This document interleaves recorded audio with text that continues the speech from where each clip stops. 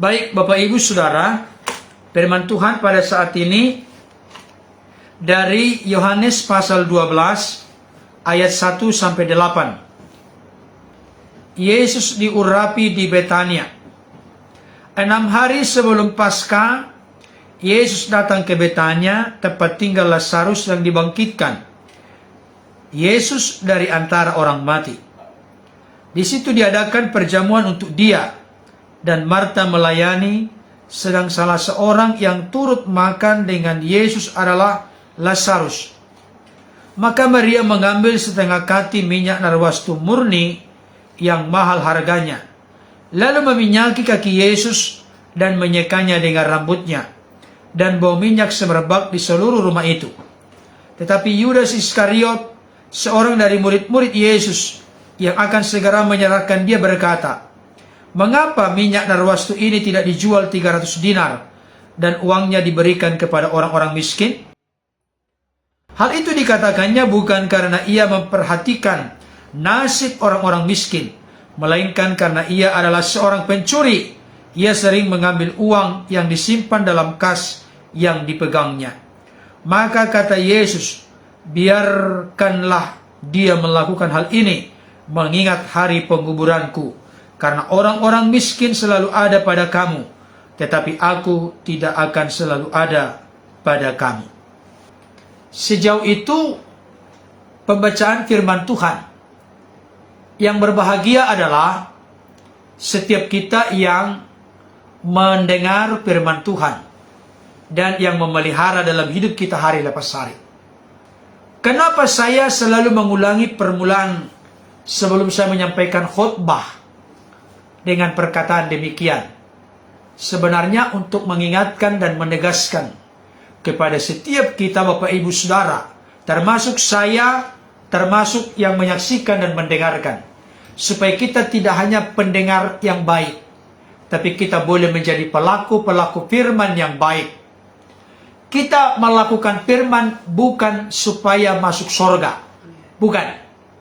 Ya, kita taat kepada Tuhan, kita mengasihi Tuhan, bukan supaya masuk surga, tetapi membuktikan jati diri kita sebagai anak-anak Tuhan, sebagai orang-orang percaya, sebagai murid-murid Kristus, bahwa tentunya sifat, watak, karakter kita tidak mungkin kontradiksi, tidak mungkin bertentangan, tidak mungkin berbeda dari Bapa kita.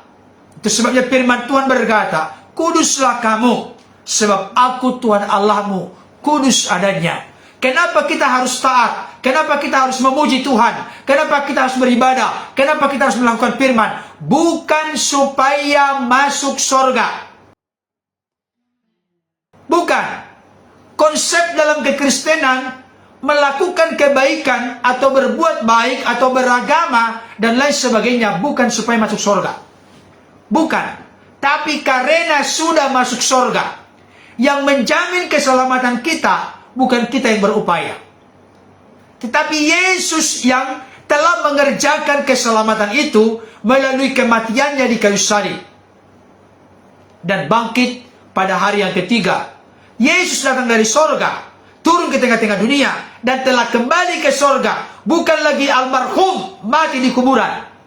Maka pasti setiap pengikutnya, Yesus kepala gereja dan gereja adalah tubuhnya. Maka yang dipandang oleh Bapa di dunia ini, dengarkan baik, yang dipandang oleh Bapa di dunia ini adalah karya pribadi pengorbanan Yesus. Siapapun yang terhisapkan percaya menerima Yesus sebagai Tuhan Juru Selamat, itulah yang dipandang oleh Bapa. Yang tidak bersatu dengan Kristus tidak dipandang, tidak diperhitungkan berhak masuk dalam kerajaan Allah yang kekal. Saudara dikasihi Tuhan, saya melihat di dalam video-video saya, baik itu di YouTube maupun di Facebook, banyak orang bertanya, "Kok kalian itu sudah masuk surga, ngapain beribadah?" Pertama-tama sebagai bentuk ungkapan rasa syukur terima kasih kita kepada Tuhan yang telah maha baik kepada kita. Yang kedua, supaya hidup kita boleh menjadi kesaksian yang mempermuliakan, bukan mempermalukan nama Tuhan di tempat di mana kita berada. Karena kita dipanggil untuk menjadi garam, terang, saksi Kristus, bahkan suratan Kristus yang terbuka, yang melalui tutur kata kita, melalui perbuatan kita, boleh disaksikan, dilihat, dinikmati oleh orang lain. Amin. Saudara dikasih Tuhan, pada kesempatan ini saya akan mengangkat topik untuk kita, tindakan kasih yang dikenan Tuhan. Kenapa saya katakan yang dikenan Tuhan? Berarti ada tindakan kasih yang tidak dikenan Tuhan. Ini penting. Tindakan kasih yang dikenan Tuhan. Jadi Bapak Ibu Saudara jangan sampai berpikir kalau sudah namanya kasih, sudah amin. Belum tentu. Kenapa? Orang itu mengasihi bisa saja oleh karena motivasi-motivasi yang salah. Dengarkan baik, Bapak Ibu Saudara. Kita boleh memberi tanpa mengasihi. Tapi kita tidak mungkin mengasihi tanpa memberi. Nangkap kalimatnya nih. Itu sebabnya Rasul Paulus berkata dalam 1 Korintus 13. Sekalipun aku membagi-bagikan segala sesuatu yang ada padaku, kalau aku hidup tanpa kasih, maka seperti canang yang gemerincing dan gong yang berkumandang. Tong kosong nyaring bunyinya. Jadi membagi-bagikan segala sesuatu belum tentu itu mengasihi. Makanya Rasul Paulus berkata dalam kitab Roma, hendaklah kasih itu jangan pura-pura. Jadi tindakan kasih yang dikenan Tuhan, artinya tindakan yang bermutu, tindakan yang berkualitas di mata Tuhan. Bukan yang asal-asalan. Itu sebabnya saya sering berkata, setengah kebenaran bukan kebenaran, hampir kebenaran bukan kebenaran, mirip kebenaran bukan kebenaran. Kalau kita mau rindu, belajar bagaimana melakukan tindakan kasih yang dikenan oleh Tuhan, mari kita belajar dari Sang Firman yang telah turun menjadi manusia. Yesus itu berkenan datang ke tengah-tengah dunia. Itu tidak bisa dipisahkan dari tindakan kasih. Yesus mengasihi kita dengan segenap jiwanya, segenap hatinya, segenap hidupnya. Apa yang terbaik dalam diri Yesus telah diberikan kepada kita. Yang terbaik dari diri Yesus adalah ketika di kayu salib berkata apa? Ya Bapa, ke dalam tanganmu kuserahkan nyawaku. Dari ayat itu sudah mengambil sebuah kesimpulan. Nyawa Yesus itu diserahkan ke dalam tangan Bapa. Nyawa orang Kristen pun diserahkan ke dalam tangan Bapa. Bukan ke tangan iblis ya. Jangan salah ya. Tindakan kasih seperti apakah yang dikenan Tuhan? Dengarkan baik-baik saudara. Tindakan kasih yang dikenan Tuhan, itulah yang benar-benar membanggakan Tuhan dan menyenangkan Tuhan. Tuhan senang. Tuhan bangga dengan eksistensi, dengan keberadaan kita hidup di tengah-tengah dunia ini.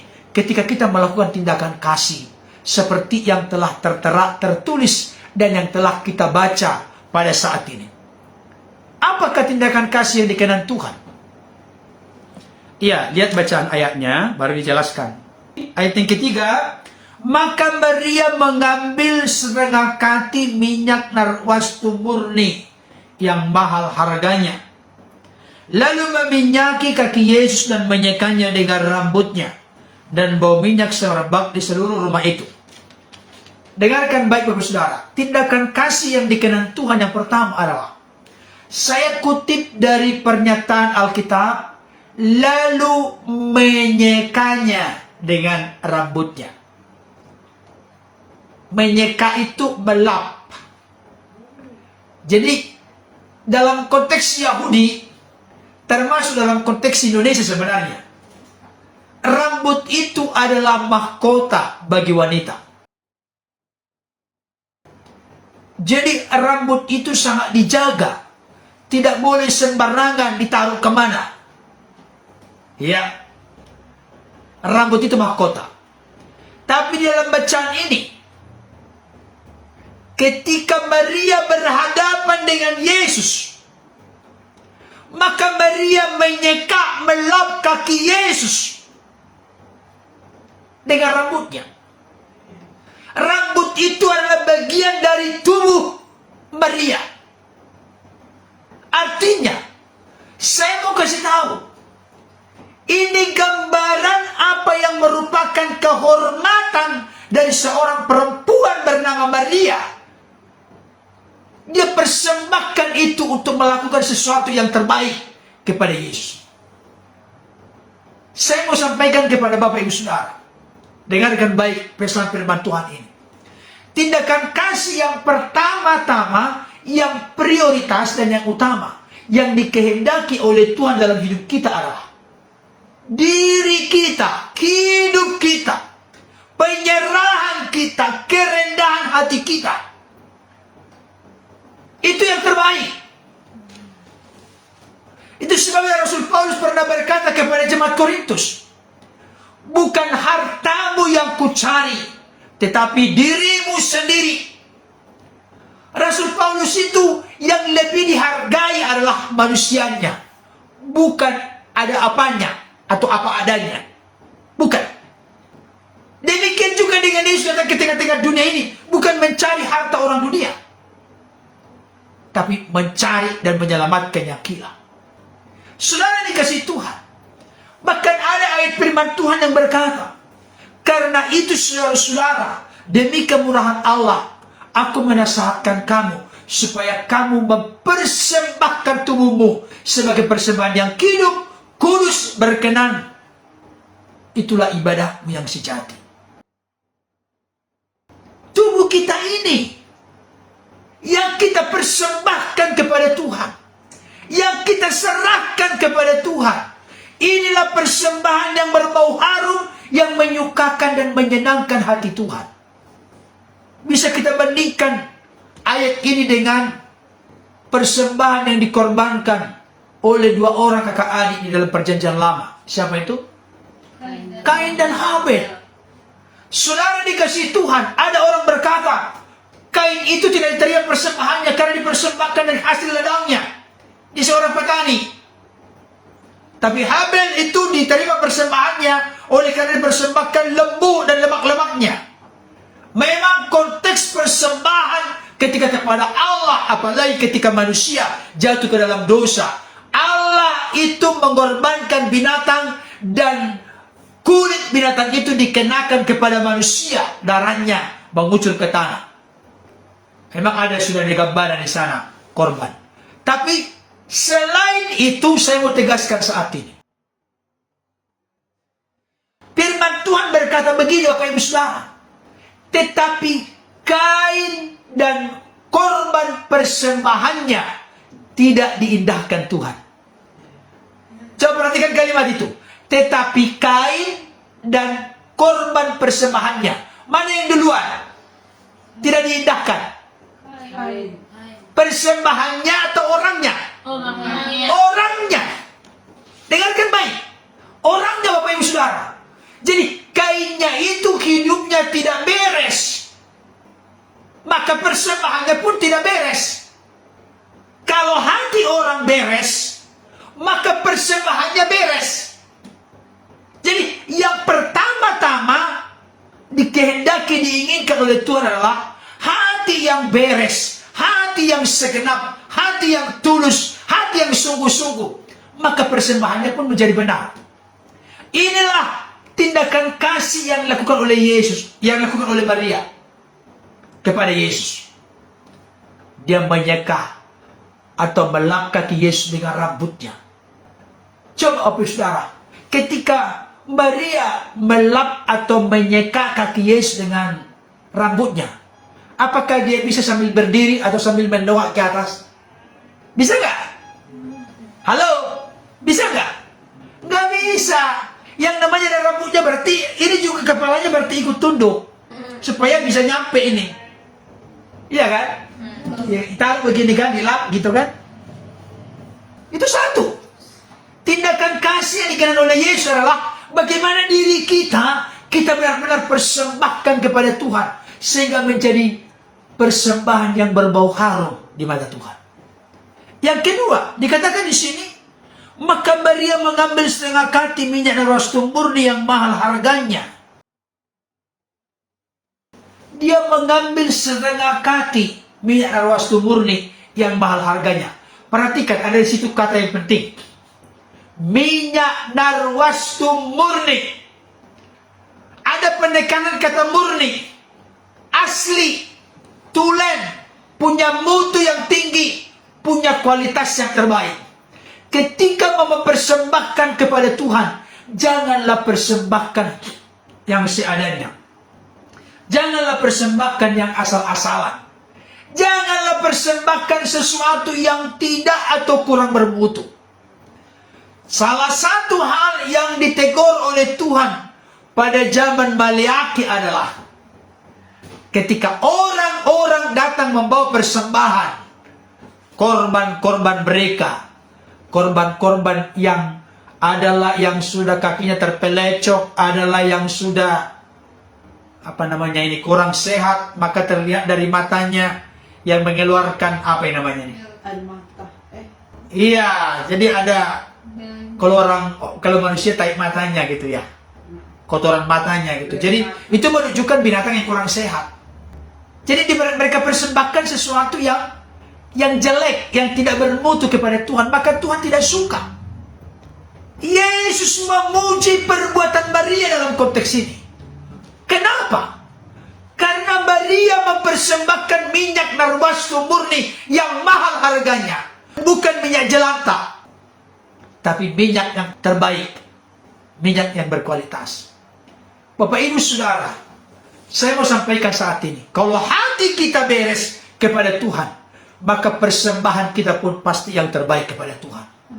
Yang terbaik ini tidak selalu fokus dalam konteks kuantitas atau jumlah. Saya sudah pernah menyampaikan dalam kesempatan sebelumnya, Bapak Ibu Saudara. Ini salah satu contoh yang tidak boleh ditiru oleh siapapun, kapanpun, dimanapun, kalau benar-benar kita mencintai, mengasihi Tuhan yang telah terlebih dahulu mencintai, mengasihi kita. Apa itu? Ketika kami dulu pelayanan di Pasar Minggu, Jakarta Selatan, ada seorang dari jemaat yang memberikan persembahan Rp1.000. Saya tidak sedang mempersoalkan Rp1.000-nya. Kalau memang uangnya hanya segitu, tidak apa-apa. Tapi yang menjadi persoalan, dia persembahkan Rp1.000. Tapi sudah dekil, kumal, bau, lusuh, hitam, tidak jelas lagi tulisannya. Dan itu pun sepotong, separuh. Kalau tidak salah saat itu lagunya, tahu nggak lagunya apa? Lagu firman Tuhan. Aku mengasihi Engkau Yesus dengan segenap hatiku. Itulah lagunya. Tapi yang dipersembahkan uang Rp1.000 yang sudah dekil, kumal, lusuh, bau, busuk. Ditaruh ke warung pasti ditolak, dikasih ongkos pasti ditolak. Mungkin dia berpikir kalau di warung ditolak, kalau ongkos angkutan bis umum ditolak, Tuhan tidak akan mungkin menolak. Setelah itu saya ikuti lagi minggu depannya. Ternyata sepotong lagi, saudara. Setelah disambung, ketemu. Jadi sudah Rp1.000, dekil, kuman, lusuh, bau, busuk. Gak jelas tulisannya. Ternyata dipotong 2 supaya 500 minggu ini, 500 minggu depan. Saudara dikasih Tuhan, dengarkan baik Bapak Saudara. Saya sampaikan pada malam hari ini, pada kesempatan ini. Dengarkan baik. Tolong ketika Bapak Saudara memberikan persembahan di gereja masing-masing, pilihlah uang 5.000-an, 10.000-an, 20.000-an, 50.000-an, 100.000-an, yang neces kata orang Batak, yang masih mulus, yang masih bagus. Jangan pilih yang paling jelek. Nanti Tuhan siapa tahu di warung nanti tidak laku, maka kasih ke gereja. Jangan. Niat hati kita sebenarnya, benarkah kita tulus mencintai Tuhan? Masukan saya satu, kasih persembahan yang terbaik. Jangan masa-masanya digirpung. Tahu nggak digirpung? Dikeremas sedemikian rupa jadi hancur uangnya. Janganlah, kalaupun dilipatlah dengan baik. Itu satu. Yang kedua, tolong saya ingatkan kembali, jangan sampai nanti berantem suami istri.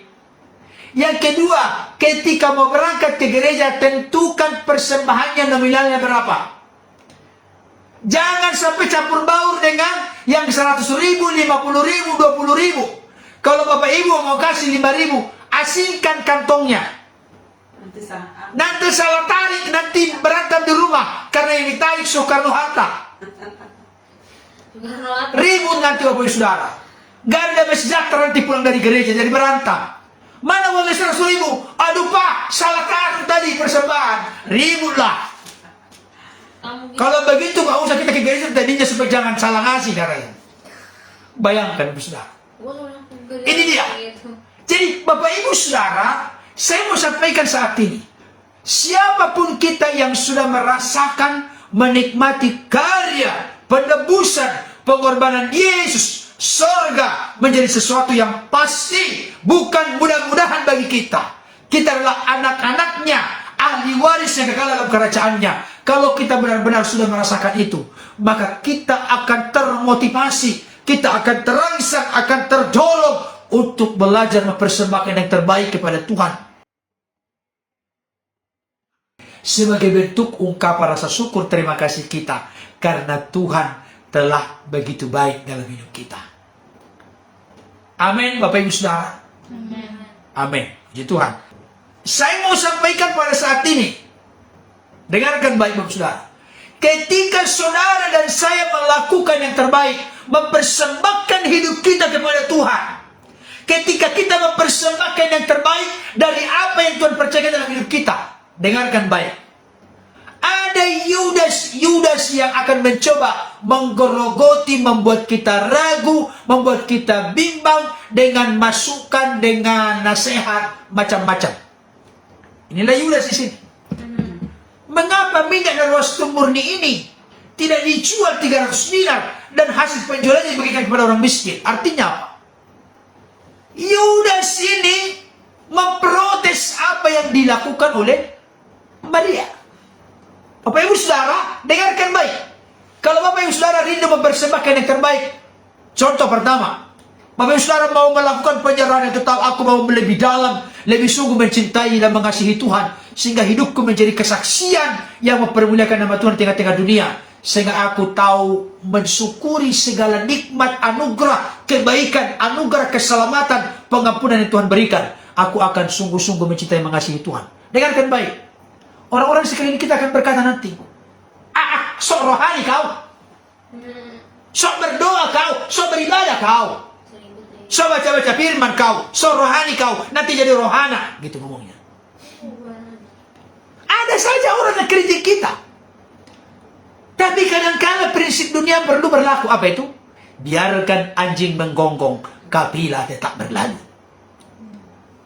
Biarkan orang sibuk mengomentari, tapi mari maju terus dalam Tuhan. Yang kedua, kalau nanti Bapak Ibu Saudara mulai peduli, dibukakan Tuhan, digerakkan Tuhan untuk peduli, berbuat bagi pekerjaan Tuhan, berbagi kepada sesama. Sok dermawan kau. Apalagi orang Batak begitu kalimatnya kan? Sok dermawan kau. Sok burjuho. Nggak gudak si tamu. Orang Batak begitu ngomongnya Bapak Ibu Saudara. Sok-sokan kamu katanya. Jadi sama seperti Yudas. Dengar baik ya. Kalau ada orang yang memprotes Bapak Ibu Saudara, datang mendekat kepada Tuhan. Kalau ada orang yang memprotes Bapak Ibu Saudara untuk mempersembahkan yang terbaik kepada Tuhan dan kepada sesama, termasuk mungkin kepada anggota keluarga, saya kasih tahu, orang yang protes itu mirip dengan Yudas. Bahkan mungkin dia Yudas juga. Jangan mau jadi Yudas. Bapak Ibu Saudara, kalau mau dipilih malam hari ini, siapa yang mau memilih Maria? Berani tunjuk tangan enggak? Siapa yang mau pilih peran Maria, mempersembahkan yang terbaik? Siapa yang mau pilih Yudas? Hanya komentar melulu, rocos melulu. Saya yang protes katanya. Ya, ini orang yang tidak seiman ini yang protes. Saudara dikasih Tuhan. Tapi ketika Yudas berkata, mengapa minyak dan rostum murni ini disia-siakan sedemikian rupa? Bayangkan, dipersembahkan kepada Yesus, dikatakan sesuatu yang sia-sia. Bayangkan Bapak Ibu Saudara, apakah sesuatu yang kita persembahkan kepada Tuhan sia-sia? Oh tidak, Bapak Saudara. Ketika Yudas memprotes Maria, maka Yesus berkata, Yesus membela Maria. Biarkanlah dia melakukan hal itu, mengingat hari penguburanku. Inilah yang tidak ditangkap oleh Yudas. Inilah yang tidak ditangkap oleh murid-murid. Kalau nanti kita bandingkan Yohanes 12 ini dengan bagian firman Tuhan di Matius 26, di Markus 14, dengarkan baik.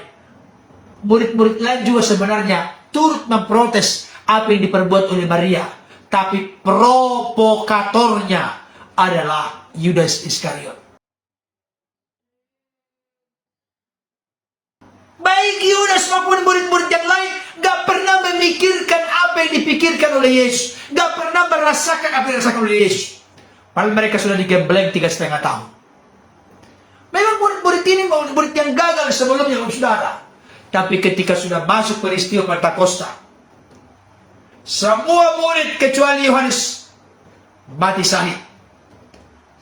Yang pertama kali mati syahid adalah Yakobus, saudara dari Yohanes, anak Zebedeus. Thomas nanti mati syahid. Petrus mati syahid. Yang lain mati syahid. Hanya Yohanes, penulis kitab Wahyu, yang diasingkan ke Pulau Patmos. Ternyata justru di Pulau Patmos datang penyingkapan Wahyu pasal 1 sampai pasal terakhir. Saudara dikasihi Tuhan, Yesus membela apa yang dilakukan oleh Maria.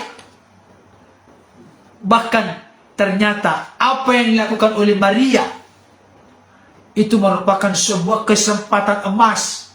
Karena sebentar lagi pasal 13 Yesus membasuh kaki murid-muridnya. Pasal 14, pasal 13 terakhir Yudas sudah berpisah dari murid-murid. Dan Yesus pasal 14 itu sudah masuk nanti ke peristiwa Yesus menyampaikan banyak pengajaran rumah Bapa, jalan keselamatan, penolong, dan lain sebagainya. Bahkan berdoa nanti pasal 17 dan seterusnya.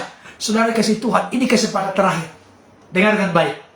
Maria melakukan pada saat-saat kesempatan terakhir. Dia mempersembahkan yang terbaik. Dia tahu tidak akan ketemu lagi dengan Yesus sampai nanti mati di kayu salib. Sekalipun nanti barangkali setelah bangkit dari antara orang mati bisa lagi bertemu. Tapi yang jelas sebelum Yesus mati di kayu salib menebus manusia dari dosa, kematian kekal dari kuasa-kuasa dunia ini, Maria telah melakukan yang terbaik. Pengertiannya sekarang bukan lagi Yesus yang mau mati. Karena Yesus bukan lagi mati, dia telah bangkit, tapi dia nanti akan datang pada kali kedua untuk menjadi hakim yang adil bagi seluruh manusia siapapun. Kalau saat ini ada orang yang belum mengaku Yesus sebagai Tuhan Juru Selamat, maka ada saatnya nanti dia akan mengaku siapapun. Tapi kalau nanti mengaku, itu hanya pengakuan yang menunjukkan kenapa kamu masuk neraka. Karena tidak mengaku Yesus Kristus Tuhan. Ternyata Yesus itu Tuhan dan Juru Selamat. Kenapa? Karena kitab Filipi berkata, setiap lidah mengaku Yesus Kristus Tuhan, setiap lutut bertelut. Jadi, mari selama hidup di dunia ini, akuilah dia sebagai Tuhan Juru Selamat. Selama belum terlambat. Lutut nanti akan bersujud kepadanya. Baik yang ada di langit, di atas, di bumi, di bawah, bahkan di bawah bumi. Semuanya akan sujud kepada Yesus. Makanya selama hidup kita bangga dan bersyukur. Karena apa? Selama hidup di dunia ini kita telah percaya menerima dia sebagai Tuhan Juru Selamat yang memberikan kepastian keselamatan kepada kita. Saudara dikasih Tuhan, dengarkan baik. Berperanlah sebagai Maria yang mempersembahkan yang terbaik. Jangan berperan seperti Yudas. Oke, ini ada kawan kita yang menulis, ini dari Islam ini atau dari agama lain. Yesus itu utusan, bukan Tuhan. Ya, Yesus itu utusan, tapi utusan yang datang dari sorga. Gak ada utusan datang dari sorga. Yesus itu berkuasa mengampuni dosa.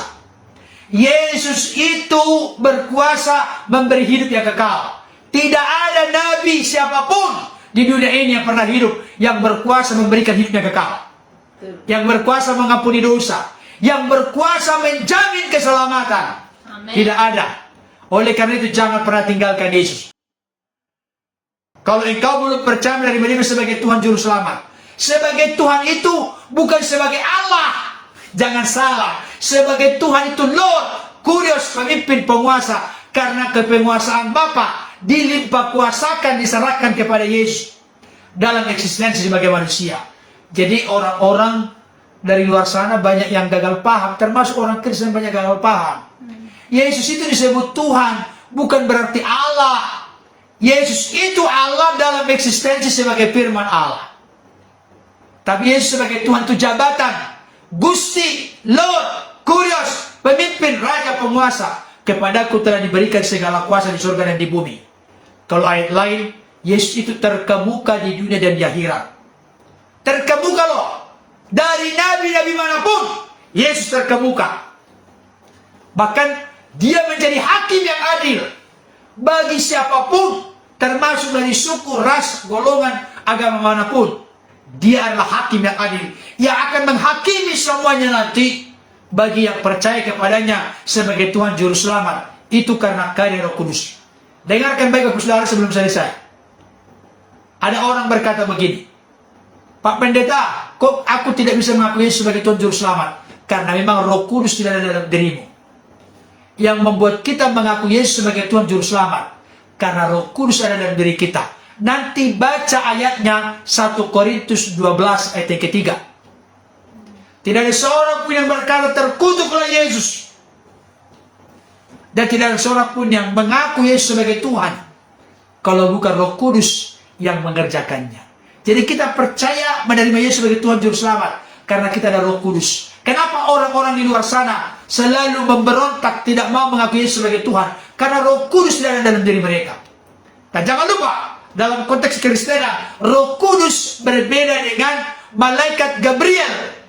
Malaikat dalam kekristenan itu berbeda dengan Roh Kudus. Roh Kudus itu adalah rohnya Allah. 3 pribadi, realitas konkret, dan 1 hakikat. Saya pikir tidak kesana pembahasan kita. Tapi yang jelas, tindakan kasih yang dikenakan oleh Tuhan adalah persembahkanlah diri kita sebagai ibadah sejati. Dan persembahkanlah yang terbaik. Jangan yang sisa-sisa. Iya, saat teduh sisa-sisa. Oh Tuhan, aku sudah ngantuk, baca firman sebentar, ngantuk, tidur. Jangan. Ya, oke, sekian dulu pertemuan kita. Tuhan Yesus memberkati. Bagi saudaraku yang banyak komentar dari kepercayaan lain, aku berdoa Roh Kudus bekerja membuka mata hati, mata rohanimu, terbuka menerima Yesus sebagai Tuhan Juru Selamat. Biar bagaimanapun nanti, engkau tetap harus mengaku Dia Tuhan. Filipi 1 ayat 10 sampai 11. Filipi 1 ayat 10 sampai 11. Ada saya yang akan mengaku, tapi dia terlambat. Selagi masih hidup di dunia ini, bukalah hati, percayalah, terimalah Dia sebagai Tuhan Juru Selamat. Maka engkau pasti diselamatkan. Yohanes 10 ayat 28. Yohanes 14 ayat 6, Kisah Para Rasul 4 ayat 12. Itu jaminan keselamatan.